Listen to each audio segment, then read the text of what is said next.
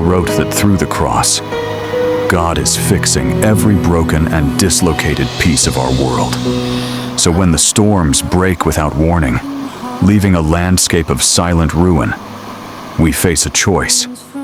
Everything we built, washed away in an instant. Yet the tears of a survivor in Cebu are no different from the tears of Job thousands of years ago. This weeping isn't defeat. It's a raw, agonizing cry of faith from the middle of the ashes. And right here, are you still holding on to your integrity? Curse God and die! stripped of everything, true faith refuses to shatter. You are talking like a foolish woman. Shall we accept good from God and not trouble? Because worship doesn't demand answers. It surrenders to the God who restores it all. Worship is not a demand for answers. It is an act of total surrender. And right here in the darkest ashes, when everything we relied on is gone, hope is reborn. True faith does not search for reasons. It simply trusts the one who restores it all.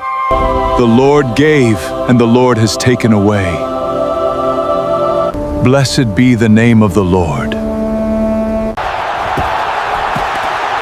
Touchdown! That was a fantastic run!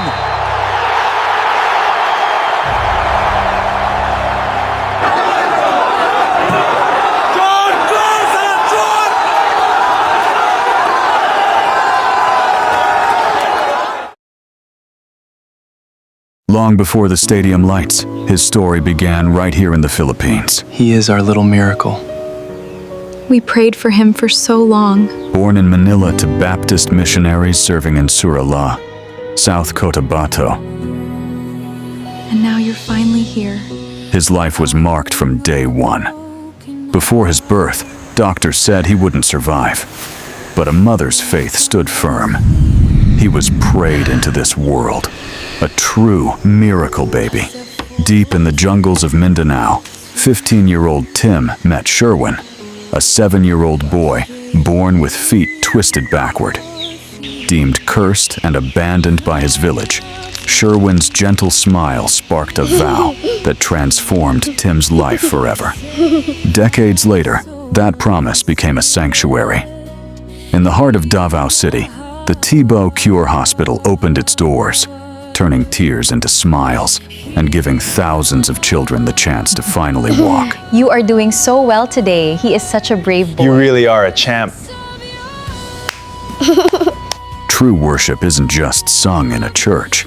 It's lived out in hospital rooms where hope is restored, celebrating every life transformed by God's grace and bringing smiles back to His most vulnerable children. This is why the Tibo Cure Hospital exists, reaching deep into local communities to find those in need, all to serve Jesus by loving His MVPs, the most vulnerable people. God does not look away from our dislocated places. He moves directly toward them. Whether He is restoring a child's broken body or comforting a mother's aching heart, God meets us in our deepest pain. Long before Hannah held her promise, her true worship began at the altar. Peninnah, the other wife of Elkanah, boasted in the abundance of her children, yet her heart lacked mercy. Every bitter word she threw was designed to break Hannah's spirit, leaving her trapped in the quiet shadows of an unanswered prayer. Within the crowded, echoing festival halls of Shiloh, surrounded by the joyful noise of a feast she could not stomach, Hannah sat, wrapped in utter solitude. No human comfort could reach the quiet tear in her soul, nor could any words mend her broken heart. Pushing away her untouched food, she stood up in her bitter grief, fully knowing that some burdens are simply too heavy for this world to hold. Driven by a desperate faith, she turned toward the Lord. In faithful obedience to her vow, Hannah returned to Shiloh to present young Samuel to the sanctuary. Surrendering her long-awaited miracle back to heaven, she dedicated his life to the service of the Lord. As she laid her greatest gift upon the altar, priest Eli spoke his blessing over the boy, sealing a quiet covenant of faith that would forever change the destiny of Israel. Blessed be the child. From the turbulent, muddy waters of the Cebu floods to the silent ashes of Job's profound despair, and through the quiet, tear-stained prayers of Hannah at the sanctuary altar, humanity has long endured the deep ache of a fractured, dislocated world.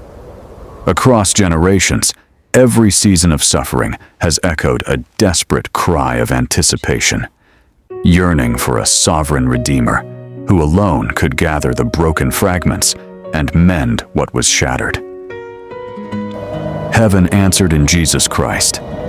On the cross, he shed his blood to reconcile all things to himself, as Colossians 1:20 reveals, establishing eternal peace and gluing a fractured universe back together.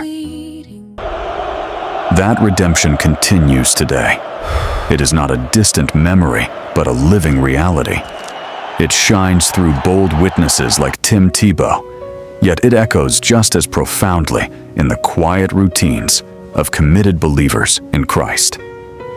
Through him, the ordinary work of a Christian becomes a sacred altar, whether extending compassionate care to the sick, laboring with untarnished integrity, or quietly serving within the walls of home. Every daily act of duty and love is redeemed, turning the everyday life of a believer into a living liturgy of true worship.